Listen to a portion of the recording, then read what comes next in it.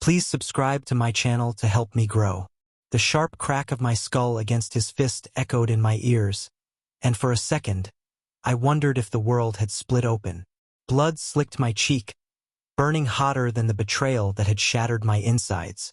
I staggered back, trying to catch my breath, trying to make sense of the sight before me. My wife, tangled in the arms of another man, laughing like nothing mattered. And this man, her affair partner, stood over me, his chest heaving, eyes wild with defiance. It had started innocuously enough.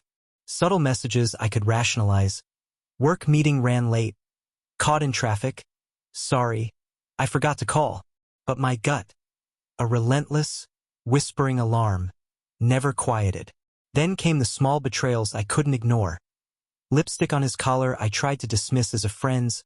Unfamiliar perfume I forced into the background. The way she smiled when her phone buzzed in my presence.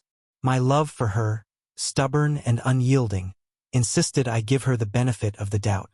But there, in the dimly lit alley behind the restaurant she claimed to be closing early, the denial crumbled. My hands shook as I grabbed the doorknob, heart hammering. She was halfway inside his car, her jacket draped over the passenger seat, his hand lingering on her waist. "Get away from her!" I shouted, rage finally breaking the dam of disbelief. His punch landed with brutal clarity, sending stars swimming across my vision. I hit the ground hard, tasting iron. Pain lanced through my jaw, but it was nothing compared to the ache gnawing at my chest. She stepped back, startled, and for the first time, fear flickered in her eyes. The man, smug seconds ago, now looked down at me like I was a bug under his boot. That night I couldn't sleep. I paced the apartment, replaying every conversation, every moment of supposed trust. Anger surged, then ebbed into icy calculation. This wasn't just about infidelity. This was about justice, about dismantling the arrogance of someone who thought they could destroy my marriage and walk free. I knew what I had to do. I started small. Anonymous tips, careful documentation, gathering evidence of his illicit dealings outside our affair. He was reckless, arrogant, and greedy. Details he flaunted in private, thinking no one watched. I compiled everything meticulously. Financial records, messages, videos, receipts, all pointing to his criminal activities. Each night, I felt a strange mixture of vengeance and shame. I was not proud of what I was doing, but I couldn't let him escape unscathed. Weeks later, the call came. He was arrested. The smugness vanished from his eyes as police cuffs replaced his bravado. My wife watched in silence, guilt etched deep in her features, and for a moment, I realized the enormity of what we had become.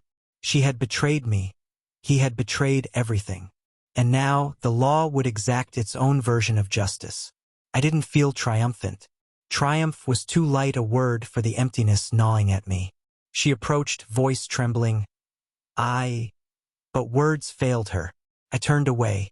I had won in the eyes of the law, but in the eyes of my heart, the victory was hollow. Trust had been pulverized, love fractured beyond repair. And yet, beneath the hurt, a strange sense of clarity emerged.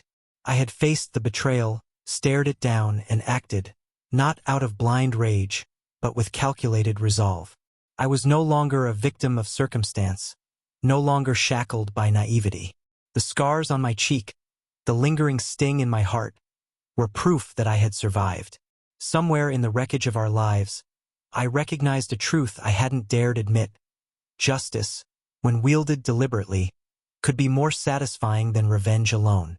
The man was gone, my marriage irreparably fractured, but I remained, unbroken, cautious, and painfully awake.